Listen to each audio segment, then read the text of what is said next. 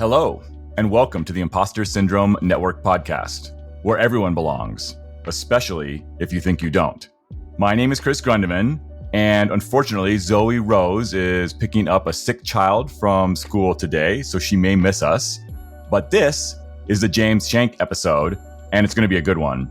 James helps network defenders in their mission to bring about a safer world through a more secure internet posture. He's been a technology professional for over 20 years now, with a dozen of those years working with Team Cymru, which, by the way, it took me years to learn how to pronounce. He's the founder of the Internet Fire Brigade Society, a NANOG PC member, and has worked to fight both ransomware and human trafficking. Hey, James, would you like to introduce yourself a little further to the Imposter Syndrome Network? Sure. Thanks, Chris. I'm so happy to be here. Thank you for inviting me on. That's a pretty good and thorough introduction. I'm not sure what I can really add to that, except to say that one of the things that I do in addition to that is I help to run communities that are aimed at fighting different online threats. And so I help to organize people to be effective at having an impact on internet security. Awesome. Let's dive in. I mentioned in the intro that you're a NANOG PC, which stands for Programming Committee member. I was also on the PC at NANOG several years ago, and I've served on PCs for AFPIF and SANOG more recently. So I know what that means, but I'm going to guess that many of our listeners don't. So can you tell us a little bit about what a programming committee is and what you do as a member of the NANOG PC? Of course. When you attend conferences, you're seeing kind of the final output of what a program committee does. So the program committee is responsible in sourcing new talks from different people. So a part of the activity is reaching out to people, suggesting topics, and pulling people in and getting them to agree to come and present on different topics. And then as they submit those topics in their presentation materials, we help them to make sure that the content is both appropriate for the audience in terms of technical level and description, but that the slides are also readable. And in essence, we help bring the presentation from original idea all the way through to like polished and ready to be presented. And then, there's some logistics that we also handle in terms of arranging the schedule, making sure that we have enough content, making sure that the content is appropriately diverse so that it targets the full community rather than just some subset of the community. And then we also source content that's aimed at community building or inclusivity and diversity sort of efforts so that everyone knows that they have a place there and everybody feels comfortable, as well as some sort of tutorials and guides to help people in their career advance in their career in a technical way, but also in the way of like building community and having a successful and useful experience of the conference. Awesome. Thanks. That makes a lot of sense. And definitely good work. And I think that kind of ties in with what you also mentioned in the intro there with this idea of kind of community building. And obviously, I mean events kind of become, especially, NANOG is an institution at this point. And definitely there's a community around NANOG of the folks who show up, and a lot of other events kind of have these communities that form over years of seeing each other in different places around the world, in different cities and things. In your opinion, like why is community, or maybe I should start with, maybe I shouldn't presuppose, is community an important part of technology and technology careers? And then if so, why? Why is community important if it is, or why isn't it? So I think that a lot of technologists make the mistake of seeing technology as the end goal and the end pursuit of their output. And the truth is that at the end of the technology output, there is something that serves a human need at the end. Whether you're in a product sort of role, which I am now, and designing things to solve specific problems within a marketplace, or you're a network engineer and you're working to make sure that the routers are routing packets, the end goal really isn't the routing of packets. It's the enablement of some sort of human activity that makes that goal worthwhile in the first place. At the end of the day, we're not serving technology directly, we're serving people. And ultimately, in a lot of cases, when you're trying to work towards serving people, you'll run into situations where knowing somebody on the other end of the line or at a different company or who to call becomes the grease, if you will, of how to get the problem solved quickly versus filing a ticket or something along those lines. Not to say that, you shouldn't file tickets. You should absolutely file tickets. But there's a lot of times when you're working on a problem and just having a network that you can reach out to where you're either directly connected to the person at the entity that has the problem or is involved in the problem, or you're directly connected to somebody that has that experience and that knowledge that gets you over the hurdle you're currently facing. That will save you immense amount of time. And in many cases, that'll also enable the solution to be effective where it otherwise wouldn't. Sometimes that connective tissue between people is the thing that changes something from being unsuccessful to being successful. That comes up a lot on this podcast, that the general sentiment. I mean, and Zoe talks about it even like, she's like, hey, I actually got into security so that I wouldn't have to deal with people, right? I was trying to be like, the hacker in the dark corner or in the basement or whatever. And turns out you can't do anything without other people. So yeah, I think that's a good point, because I think that a lot of us are more introverted than extroverted, and that's kind of what drove us into some of these fields. For sure. And as a consequence to that, I think a lot of people, especially in their early careers, that it becomes incredibly limiting to their ability to grow, because you can't grow if you're only exposed to the things that you stumble upon. I mean, sometimes you need that both introduction of new ideas from other people, as well as, I would almost say, so you need that diverse influence in your life to understand things at a greater level, but also you sometimes need adversity to understand things at a greater level. That challenging of your ideas and where you stand or the positions that you hold, that's how you grow. I think so. Yeah, I think so for sure. I mean, the whole, cliche or parable or whatever it is of, what doesn't kill you makes you stronger. Right. We're not like aircraft grade aluminum where over time, vibration wears us out. We're actually the opposite, where I think, those perturbances actually make us stronger, right? Living things tend to, sometimes to detriment, right? You can build up scar tissue and have negative effects, but usually getting tested and getting pushed just makes, life stronger across the board. Yeah. Yeah. And I would say that's a big part of the reason why I recently transitioned out of Team Cymru. I was really, yeah, part of my career, a good chunk of my career, 12 and a half years, or a little more than 12 and a half years, was spent at Team Cymru. Yeah. And I would say that, I don't regret that, but in hindsight, I think that, staying that long in one place does limit your ability to grow quickly, right? Because you have a limited exposure to different opinions, different people, different ideas, different ways of solving problems. And with that limited exposure, it does limit your ability to, see the bigger picture and see, just growth, right? Yeah. Just those different perspectives, right? Just coming at things from different angles. And I don't know about you, but I like to say that I'm productively lazy, but I think, human beings, and again, life in general, life is lazy, right? Yeah. The whole point is to expend less energy than you're consuming to stay alive and raise the next generation of life. So we are kind of naturally lazy. And I think for myself, what I've seen, the kind of life hack of that is I find that I need to put myself in situations where I kind of have to do the thing that I want to do, or I just won't do it. Right. So it's great to be like, oh yeah, you know what? I'm going to go learn Python this is a silly example, right? And then for me that, I took a class once, years and years and years ago, but until I actually had a problem that I had to solve with Python, I didn't actually learn it, And so, if you have to now I'm pushed into more of an evangelist role or more of an architecture role or more of an engineering role, or now I have to look at the world through more of a business lens or more of a security lens or more of a network lens. I think, it forces you to have that different perspective and that different experience that you're probably just not going to pick up accidentally, or even if you want to.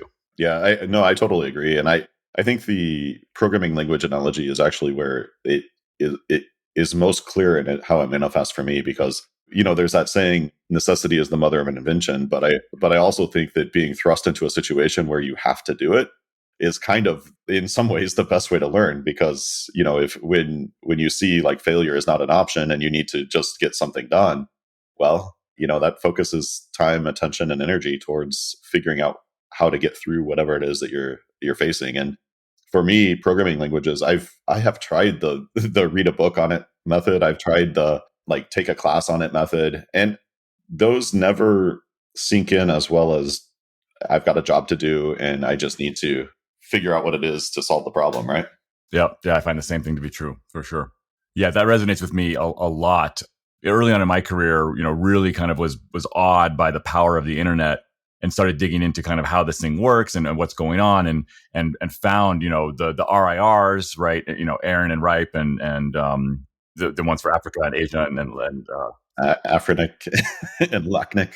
Afrinic and Apricot, and or Apinic and Lacnic, yeah. And the Internet Society, right? And ended up, forming a chapter of the Internet Society, and just kind of, digging into this, that, so much of it is built on this collaboration, right? And co-opetition in a really interesting way. And that may show up in other industries, I guess, but, specifically in networking and building the internet and then securing the internet and all the things connected to it, has been this really interesting process where, going all the way back to like the early internet, where you're building competing networks in some ways where you want to serve the same customers, but the thing won't work unless you also collaborate and connect to each other. And that kind of has followed on through. I don't know of another industry where that's so present, where you really have to have these connections across companies and across the world to make the whole thing work. So I think it is more common than just to networking. I mean, if you imagine the meme of the hacker that's, in a hoodie in a basement, like right behind a keyboard, and there's green and red like numbers flowing on the the screen, right?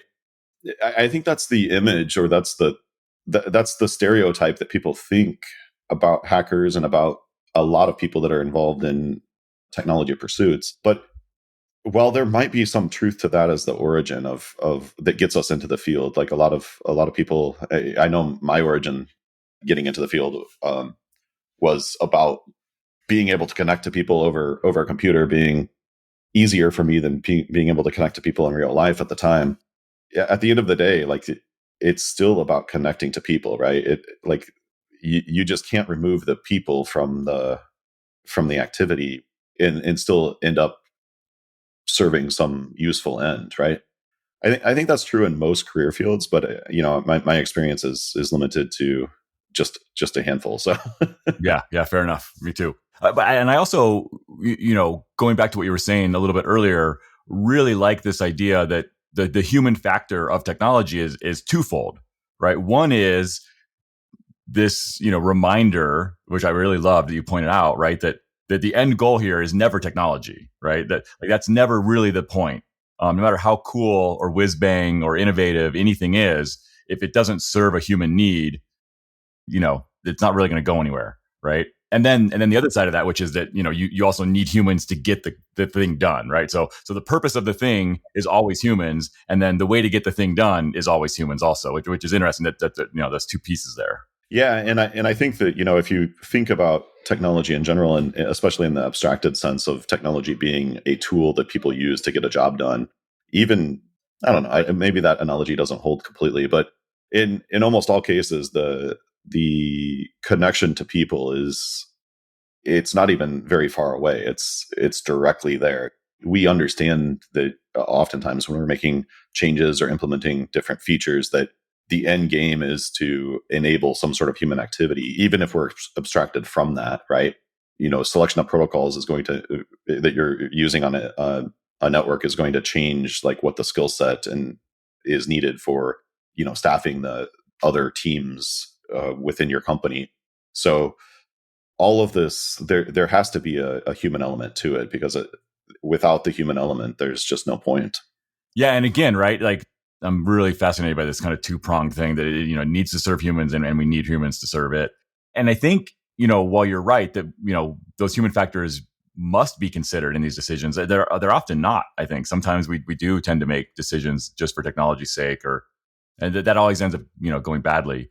But back to this kind of idea of community and creating this, right? Actually, just on the last episode, we were talking to Tom Nadeau, who was talking about the fact that, because he was a postmaster for a long time. And he said, knowing who to call, I mean, the same thing you just said, right? Knowing who to call and who to talk to, having, friends or at least acquaintances or colleagues on the other end of the line at different companies to be able to hash out these issues with abuse or spam or whatever was going on is just critical to making all this work.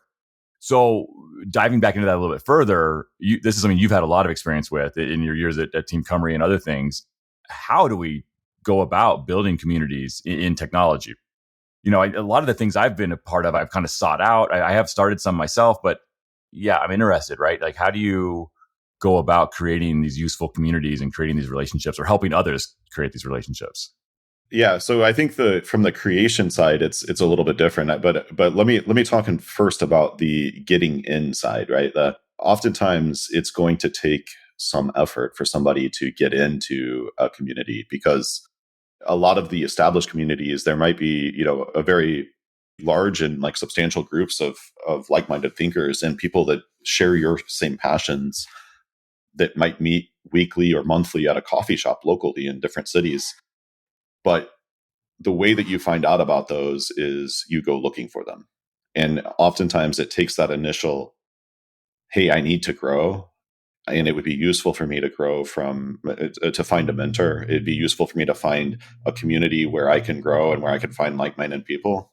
That sort of seed of understanding on the individual's part that they need to reach out and find that community is where it starts, right? And that could be searching for your city name, and then whatever your specialty field is, meeting or group or some sort of I'm failing to think, like coffee club, whatever, like some sort of thing that pulls people together.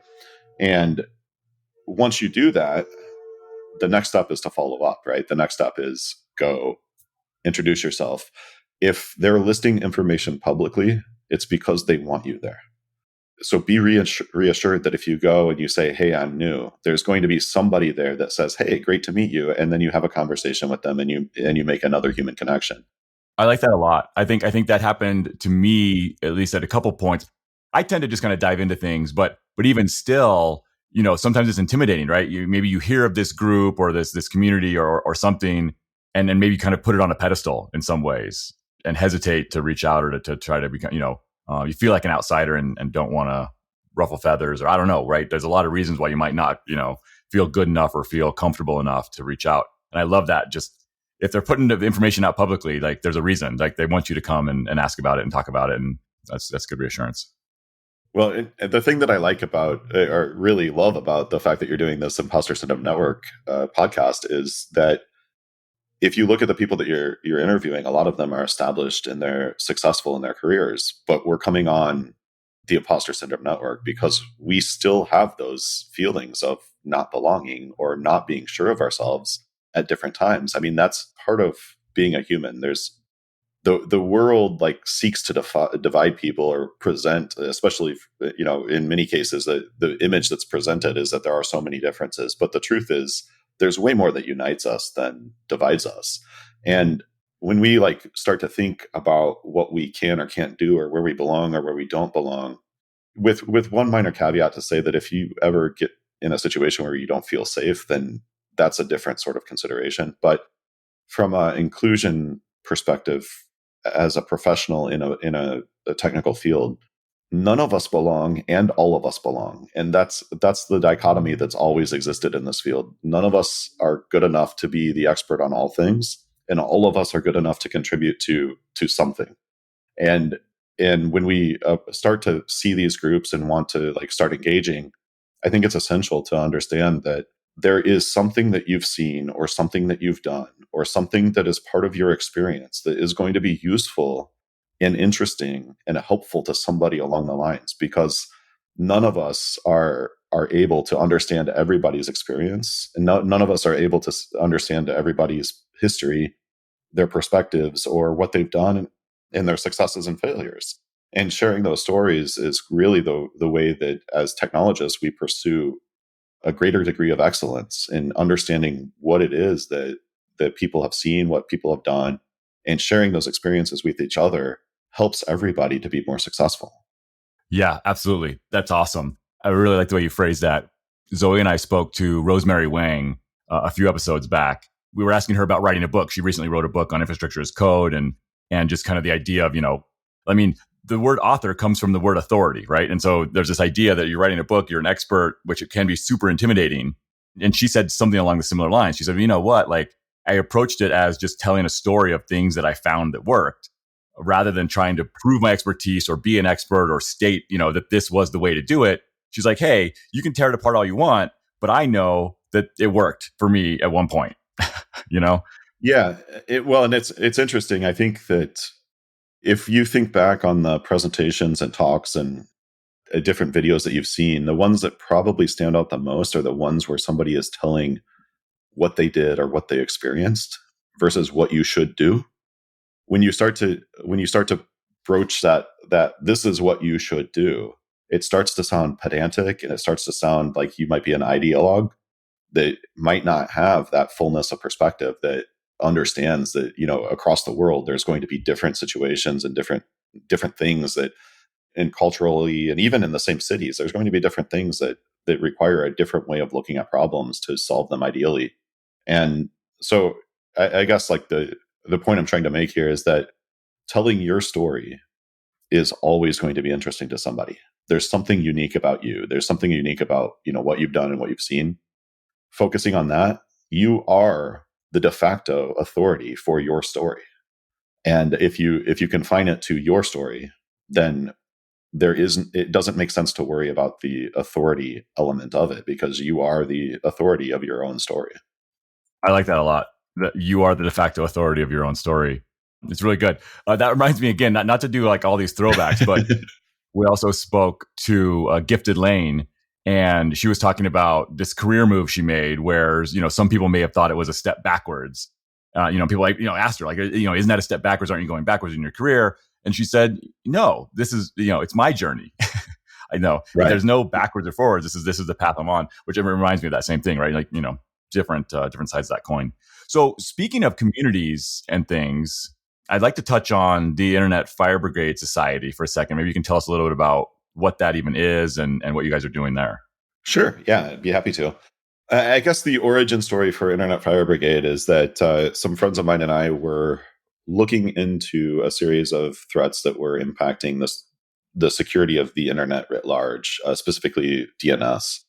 And we came across some particular problem areas within DNS that there wasn't a solution for, specifically like the audit trail of changes to TLD zones is something that no one can really audit because there isn't a single vantage point for it.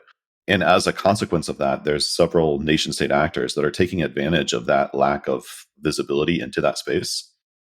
When we sat down and we realized that there's an internet architecture problem here, we realized as well that there isn't a single company that can solve this, and that this sort of problem lends itself well to a nonprofit sort of activity or a nonprofit sort of organization to run it. And looking, I guess the analogy that we looked to at the time when we were trying to figure out how to solve this problem was the Certificate Transparency Project that does the X509 certificate tracking and TLS certificate tracking, helps people to understand whether or not there's any certificates that are issued by any of the certificate authorities out there against their domains. And people can track that now, because generally speaking, if somebody outside of your organization creates a TLS certificate for your domain, that's probably not a good thing. And you're probably going to want to understand what's going on there. In a similar way, the changes to the TLD zones have the ability to influence answers across all the domains in the world, or anything within that TLD zone, I guess is the more appropriate response. But the truth is that there's so many interdependencies across zones that they can impact, even in the TLD space, that they can impact a lot of answers around the world. And in a way, we kind of see it as a gap in the architecture of the internet, that such a audit trail and such a vantage point doesn't exist. So we're trying to create that vantage point and solve that problem. Awesome. That's very cool. So, and I mean, how's it going so far, I guess? Well, I will, to be honest, the pandemic impacted things. We had some meetings that were scheduled. There's certain architecture things that are just very difficult to do remotely, or at least at the beginning of the pandemic, we had that belief, right? And I think a lot of us did. There's a lot of things that when you stand in front of a whiteboard and you're all drawing and you're all talking and you're all right there, it's easier to move forward on that like mind share of like a concept than it is remotely in general. So we got slowed down by the pandemic, to be honest. That's fair. And in addition to us being slowed down, the IRS was slowed down as well. The approval processes for approving 501c3s, that was impacted by the pandemic and their staffing levels. So consequently, it took us a while to get to where we are today, but right now we have an outstanding RFP where we're looking for bids from companies to submit against that RFP to build the service. And we also have legal agreements that are in several people's hands, including some of the data providers' hands, that are going to be essential for this to work, where those are being reviewed. And so things we've cleared a lot of obstacles along the way, but we're finally at a point right now where I'm really hopeful that, we're kind of at the point where the rubber meets the road and we're going to start moving forward. So awesome. That's great. That's very cool. Speaking of obstacles, and this is going to be a totally boomerang segue, but I'm going to build on obstacles anyway. Obstacles reminds me of gatekeepers and gatekeeping, which reminds me of kind of certifications, at least in kind of the network and security and just IT infrastructure in general, digital infrastructure world. I know that at one point you had the the GIAC certified incident handler certification. I don't know if you had other certifications, but I think that's also expired. Yeah. And so I wonder, what your thoughts are just in general on certification in the industry for yourself and for others, when you're hiring or when you're getting hired, how do you think about certifications? Yeah, no, that's an interesting question. So I think that they serve a different utility at different points in your career. I guess what I would say is that in many cases, what people that are hiring people and HR teams are looking for is something that proves that you know a thing or can do a thing. Ideally, it's you can do a thing, but in many cases, you know a thing might substitute for that. And certifications, I think, are a way of saying that there is some process by which I've proven that I know a thing. That doesn't necessarily mean that you can do that thing, but but at the same time, it is something. And so I think when you're looking at how do you change careers, or how do you advance to your next position, or how do you prove even to your manager that you're becoming more valuable, they can serve as a thing to point to that is generally recognized by HR teams and others as proving that there is some base level of knowledge. As you advance in your career, I think that they become a little less significant than they are earlier in your career. Because in your early days, you really are, there isn't a body of work for somebody to look at and say, well, he's done this or she's done this. And that proves that they have that capability. So using certificates to augment the work history, I think, is useful. In the later career, there are some certificates that are targeting sort of later career moves, like CISSP, for example, might be something that's mid-career to senior level, or senior level to a little bit higher into the executive level positioning. But in many of those cases, jobs are also available through networking, human networking opportunities, right? You can, when you're looking for jobs at that point in your career, you should be reaching out to friends, in my opinion, to figure out how to make that next move. And in many cases, those certificates are great for on paper sort of reviews, but when it gets down to being reviewed as a person, it's going to come down to what have you done? What does your experience say that you can do?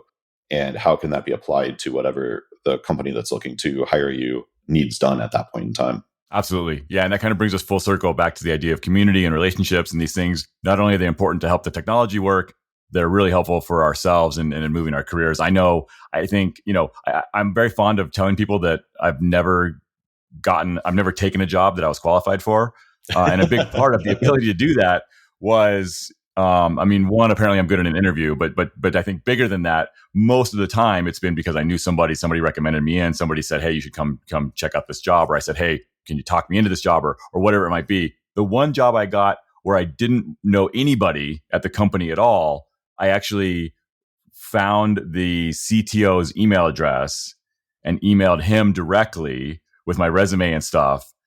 And so then, basically he just passed that down to the hiring manager, as you would.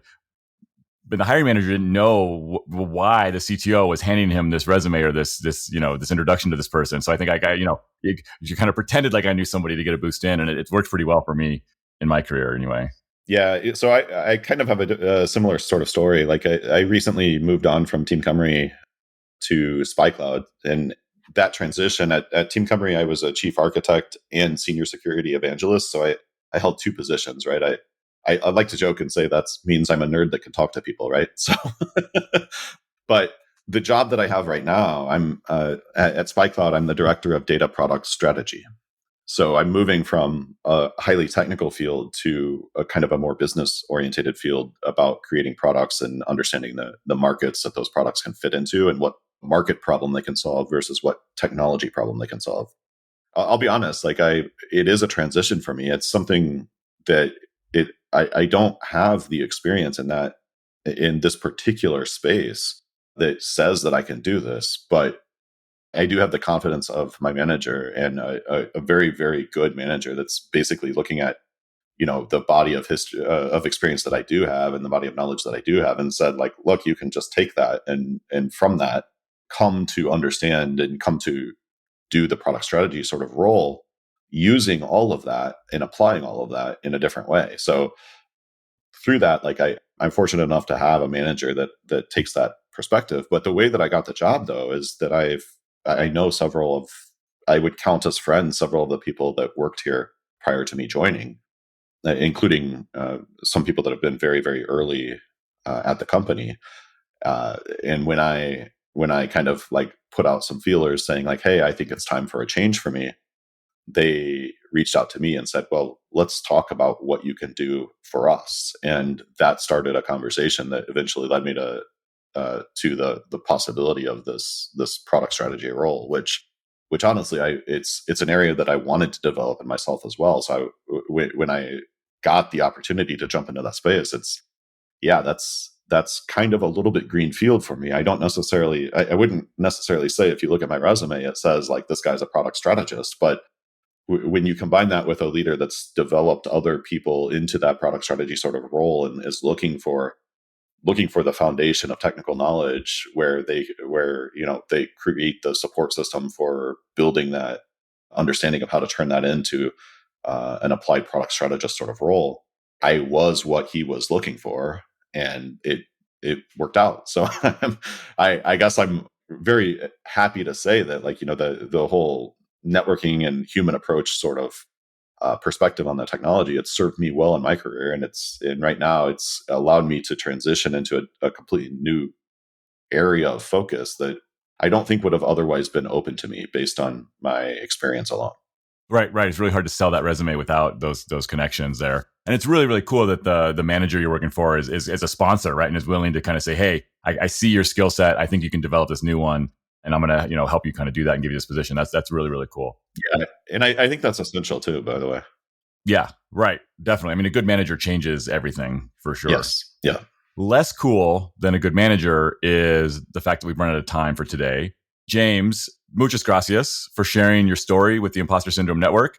And thank you to all of our listeners for your time, your attention, and your support. It really means the world to Zoe and I that these stories are getting out there to entertain and inform as many folks as possible. If you found this episode insightful or interesting, please consider paying it forward by letting others know about this show and the great guests we have on. Before we turn off the lights, James, I do want to know one more thing. How did you figure out what you're good at? Trial and error, right? I think that, figuring out what you're good at is a path that has, in some cases, more failures than successes. But through that process, there's growth, and it's kind of like forging something, right? It's, with heat, you create something stronger, you create something better. And that's kind of the story of a career and a story of life, in my opinion. I couldn't agree more. We will be back next week.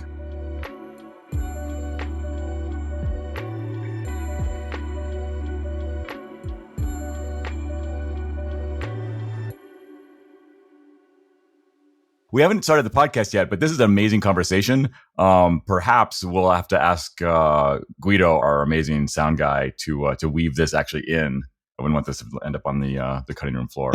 We've talked for quite a while on the recording before we start the podcast. We're going to kind of cut some stuff from early on back in, but he's awesome, so it'll all work out.